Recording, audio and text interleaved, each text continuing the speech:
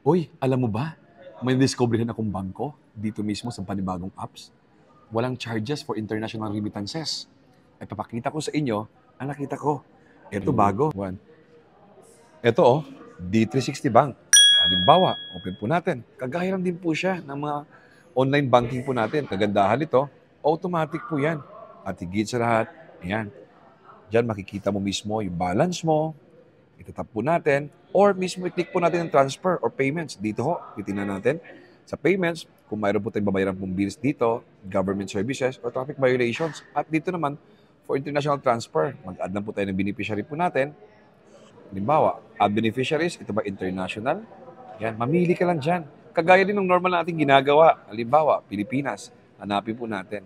At bank account, yan, ano bang bangko doon meron tayo? Ayan, All Bank, ANC, Asia United, BDO.